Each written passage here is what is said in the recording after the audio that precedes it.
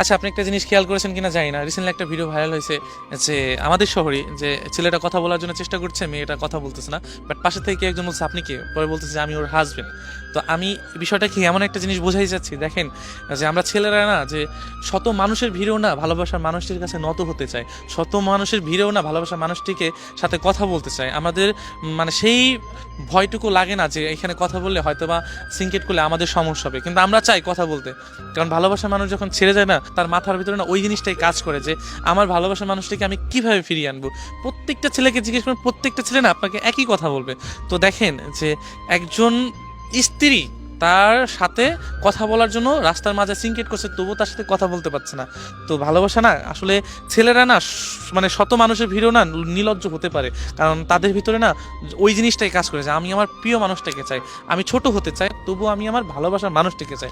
অনেক ছেলে আছে দেখা যাবে কি রাস্তার মাঝে না নিজের ভালোবাসার মানুষটিকে পা জড়িয়ে ধরছে, বা মানুষটাকে ভালোবাসার মানুষটিকে পা জড়িয়ে ধরে বলছে তুমি আমাকে ছেড়ে যেও না। আমি এমন অনেক ছেলেকে দেখেছি, বা রাস্তার মাঝে নিজের জুতা দিয়ে নিজের শরীরে মারতে আমি এরকম অনেক ছেলেকে দেখেছি। দেখেন তবুও চেয়েছে যে তার ভালোবাসার মানুষটিকে নিয়ে সুখে থাকতে।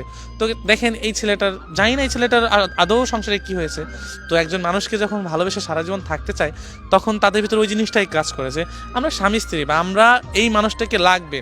অনেক সময় দেখা যায় কি যে বিবাহিত জীবনে না অন্যের কথা শুনে, অন্যের কান পড়া শুনে এই জীবনগুলো নষ্ট হয়ে যায়, বা অন্যের কান পড়া শুনে ভালোবাসা মানুষটির সাথে ব্যবহার খারাপ করে, বা তাদের সাথে থাকতে চায় না। বা যখন দেখা যায় কি রিলেশনের বিয়েগুলো না অনেক সময় দেখা যায় কি চলে গেছে বাপের বাড়ি যাওয়ার পরে না আর তার ওই বাড়ি ফেরত আসে না, বাপের বাড়ি হয়তো মা বাবার কান পড়াতে বা আদার্স বান্ধবী এই আত্মীয় স্বজনের কান পড়াতে, এরকম কিন্তু অনেক সমাজে অনেক কিছু হয় যে অনেকের কান পড়াতে না দেখা যায় কি আমাদের সুন্দর সুন্দর ভালোবাসাগুলো নষ্ট হয়ে যায়। এমন আমি অনেক ছেলেদেরগুলো দেখছি।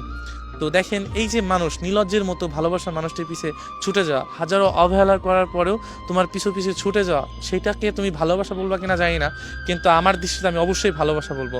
কারণ নির্লজ্জের মতো কুকুরের মতো তোমার পিছু পিছু গিয়েও আমি তোমার ভালোবাসা পেলাম না, শত মানুষের ভিড়ে অপমান হয়েও আমি তোমার ভালোবাসাটাকে পাইনি। আমি শুধু কষ্টই পেয়েছি, তুমি আমাকে শুধু অবহেলাও করেছো। আমি তারপরেও চেয়েছি যে ওই মানুষটাকে নিয়ে সারা জীবন থাকতে।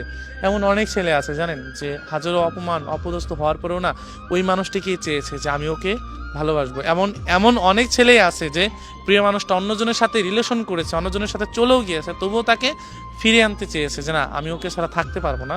তারপরেও কি জানেন, আমরা ছেলেরা দিন শেষে একটা জায়গায় হেরে যাই, কোন জায়গা যে আমি আমার প্রিয় মানুষটাকে বুঝাইতে পারি না। হাজার অপমান হওয়ার পরও আমি তাকে বুঝাইতে পারিনি যে তোমাকে এই লাগবে এবং তোমাকে ছাড়া আমি ভালো থাকতে পারবো না। এই জিনিসটা না ওই মানুষগুলোকে কখনোই বুঝাইতে পারি না, কিন্তু তোমাকে সারা জীবন রাখতে চেয়েছি, তোমাকে রাখতে পারিনি।